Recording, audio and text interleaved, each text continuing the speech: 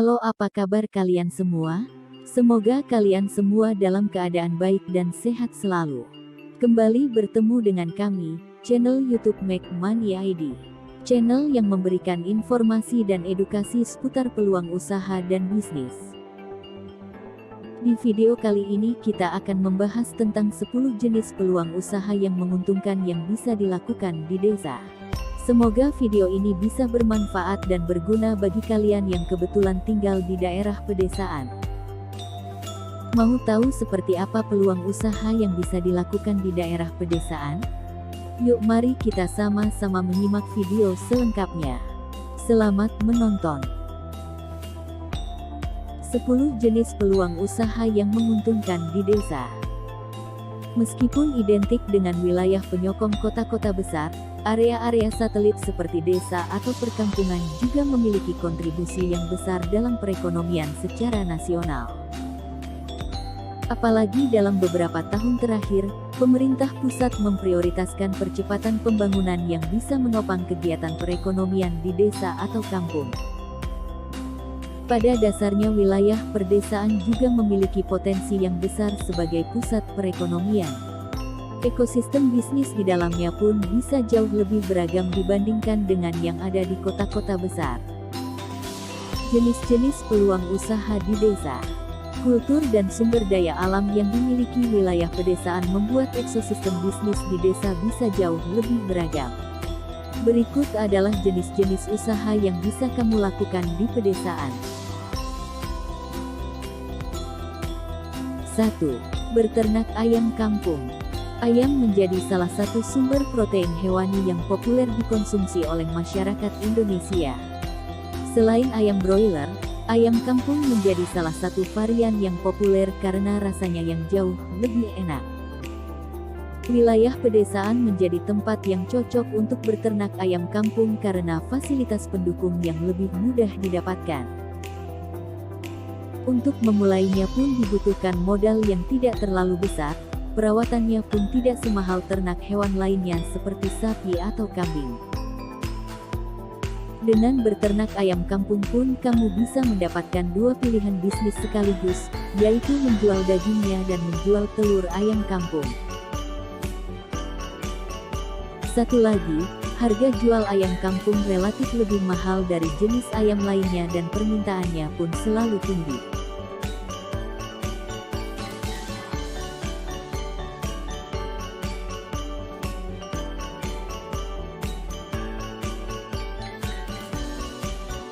Dua, budidaya ikan lele. Selain ayam kampung, melakukan budidaya ikan lele juga menjadi jenis usaha yang potensial untuk dilakukan di desa. Tersedianya lahan yang kosong membuat desa menjadi tempat yang cocok untuk ternak lele. Modal yang dibutuhkan melakukannya tidak begitu besar, tapi menjanjikan keuntungan yang berlipat. Lele pun masih menjadi salah satu sumber protein hewani yang populer. Selama masih ada warung pecel lele di jalanan berarti permintaan akan ikan berkumis ini masih tinggi.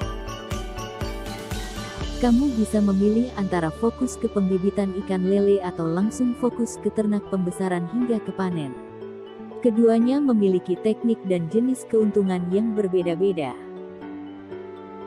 Jika kamu tidak memiliki jaringan langsung ke pasar, ada baiknya mulai dari ternak pembibitan anakan ikan lele terlebih dahulu.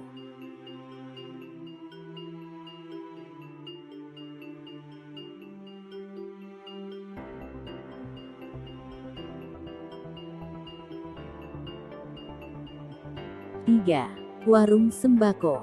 Sembako menjadi kebutuhan masyarakat dimanapun tempatnya, baik di kota ataupun pedesaan. Kehadiran warung sembako di wilayah pedesaan tentunya akan sangat membantu masyarakat sekitar.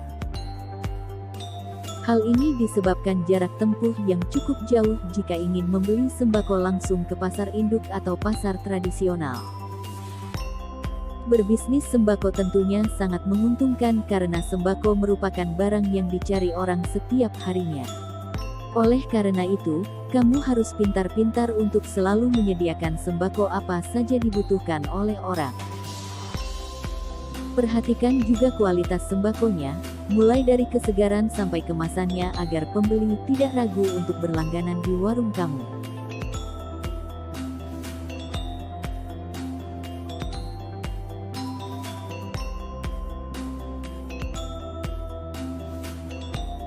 Empat, jualan pulsa.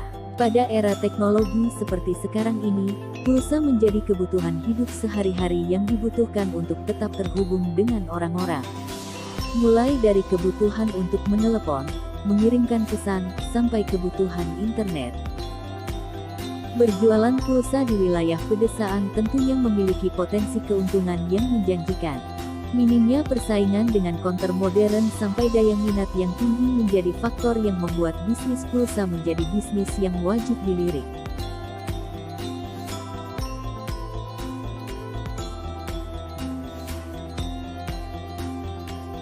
Lima, token listrik. Secara bertahap, PLN mulai memberlakukan sistem listrik prabayar yang akan berlaku secara menyeluruh mulai dari perkotaan sampai pedesaan. Sistem prabayar ini nantinya akan berupa token listrik yang bisa diisi ulang oleh para pengguna listrik.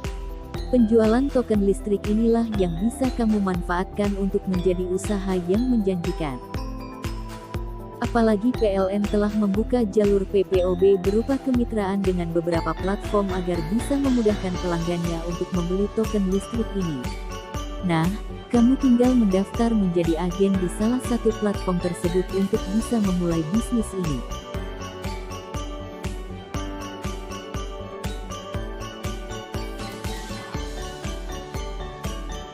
6. Agen pengiriman. Permintaan akan jasa ekspedisi di wilayah pedesaan pun sama tingginya dengan perkotaan. Hal ini dikarenakan banyak barang-barang yang berasal dari desa, mulai dari kerajinan tangan, souvenir, sampai makanan khas yang akan dikirimkan keluar daerah tersebut. Oleh karena itu, tak heran jika keberadaan jasa ekspedisi sangat dibutuhkan untuk menopang kegiatan ekonomi di sana. Kebutuhan akan jasa ekspedisi ini bisa kamu isi dengan memulai usaha sebagai agen ekspedisi. Apalagi saat ini hampir semua jasa ekspedisi telah membuka program kemitraan yang bisa membuat semua orang bisa menjadi agen di mana saja. Agen inilah yang nantinya menjadi penghubung antara pelanggan dengan pihak penyedia jasa. Kamu tinggal menerima barang dari pelanggan lalu meneruskannya ke jasa ekspedisi untuk diantarkan ke alamat tujuan.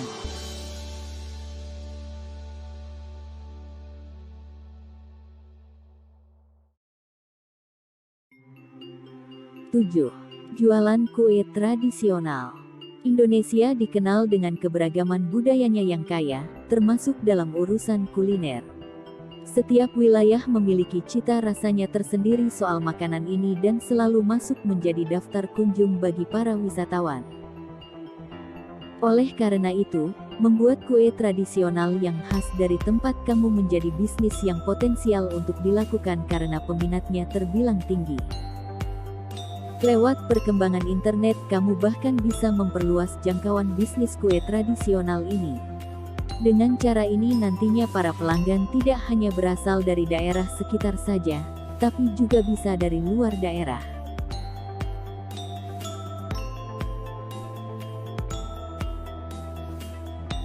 Delapan, warung kelontong. Membuka warung kelontong pun masih menjadi bisnis konservatif yang potensial untuk dilakukan di pedesaan. Jarak yang jauh antara permukiman dengan toko retail modern bisa kamu isi dengan membuka warung kelontong yang menyediakan barang-barang grosir harian yang dibutuhkan oleh warga sekitar. Misalnya, kamu bisa menyediakan peralatan dan perlengkapan mandi yang hampir pasti ada permintaan dalam setiap bulannya. Selain itu, kamu juga bisa mengisi warung dengan makanan dan minuman ringan yang menjadi jajanan favorit anak kecil di lingkungan sekitar.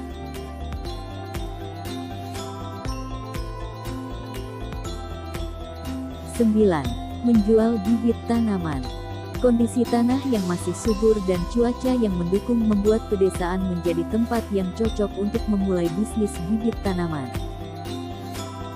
Bibit tanaman bisa menjadi bisnis yang menjanjikan karena cukup mudah dilakukan dan proses pengirimannya pun jauh lebih mudah daripada hasil jadinya. Kamu bisa menghadirkan beragam variasi bibit tanaman, mulai dari tanaman hias, buah-buahan, sampai sayuran. Saat ini bibit tanaman menjadi salah satu komoditi yang dicari karena meningkatkan tren pemeliharaan tanaman yang terjadi di wilayah perkotaan akibat pandemi berkepanjangan.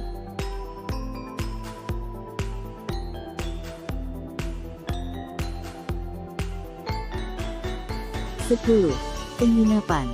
Alam yang masih asri dan cuaca yang menyegarkan menjadi daya tarik utama wilayah pedesaan sebagai destinasi wisata.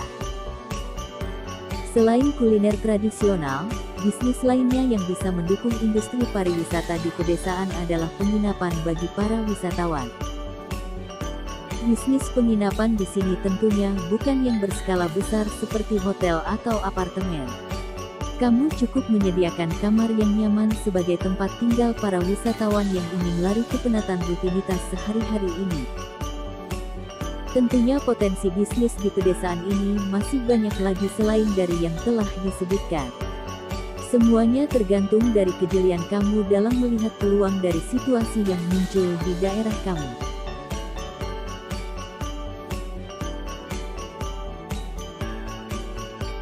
Demikianlah video penjelasan tentang 10 jenis peluang usaha yang menguntungkan yang bisa dilakukan di desa.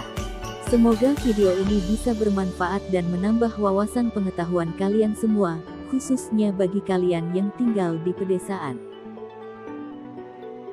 Nantikan video kami selanjutnya yang akan membahas tentang info-info menarik lainnya. Jangan lupa untuk like dan subscribe channel YouTube Make Money ID, agar kalian semua tidak ketinggalan update video berikutnya. Akhir kata kami ucapkan terima kasih sudah menonton video ini sampai selesai. Sampai jumpa lagi di video berikutnya. Salam dari kami channel YouTube Make Money ID.